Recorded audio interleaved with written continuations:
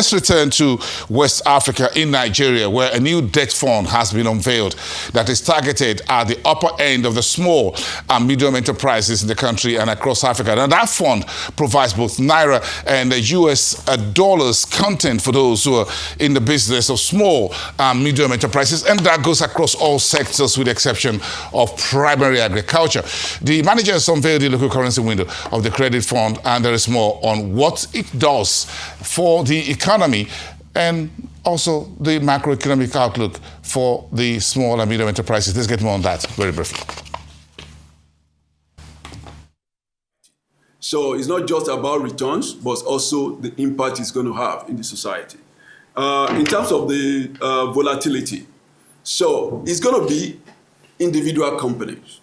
So that's why in private credit is more bilateral. So we have to look at the company, look at their cash flow program. So I did mention the plastic company that export, you understand? Yeah. We have to look at their cash cycle. So how much power does Walmart or Tesco have in terms of payment vis-a-vis the impact on this company? And we start to put whether we put some flexibility in terms of their repayment or put some accordion feature that will help the company do what they need to do. So that's the difference between us and the bank in terms of it's not based on a straitjacket approach, it's based on individual company. I did mention that we have an agreement with McKinsey and Manufacturing Africa. They are doing a fantastic job. So they are even going into these companies and they are dressing them up for us. So they will have done a lot of things. So we get some transactions from them whereby they've already cleaned it up for us, and that is easy for us to take through our system. The other ones, we also can go in there and just dress it up and make sure that we clean up. So myself, like I said, I've been around investment banking for 24 years. So we know what we need to do to advise the company. We can even tell them, you are good, but you are not ripe for funding now. You need to do X, Y, Z. You need to put some equity. Another thing that we have put in our funding structure, we won't lend to you if you don't have corporate governance. We want to imbibe the spirit of corporate governance from SME. So what do I mean? So you own your company 100%. We are not saying sell anybody shares, but we must see that you are not the maker and shaker of the company. So there have to be an independent kind of board, because if you develop your company based on that, it will help you to stabilize. So you are not just waking up in the morning and making decisions. So if you don't have it, one of the impacts that we are creating in society is that we have an extensive list of Nigerians who can work with you, who will say, okay, we want you to work with this guy. Most of them pro bono, to make sure that this your company, you have like a 4-man board. You are just number one out of the 4. And they can look at it very well, advise you, and make the company stable. Because if you look at one of the reasons why some of these SMEs never go beyond where they are is corporate governance.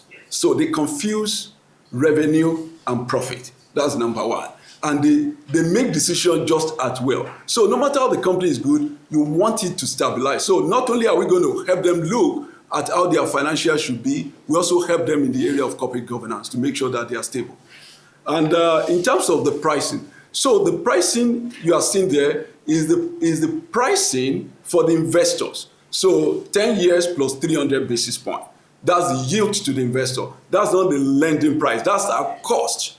That's our cost. So the lending price depends on your risk rating. So we've signed up with S&P Global. So Nigeria on S&P number is about 6 plus. So we don't expect any company in Nigeria to be above 6 or 6 plus. So they will always be like 6 minus and probably 7 plus. So depending on where you rank in those things. So if you are like 8, for instance, we will not be able to touch you because that's too risky for us. So it depends on your inch on that, whether you are 6 plus, 6 minus, that would be the additional spread that would be on top of our borrowing cost. Most of the SMEs today,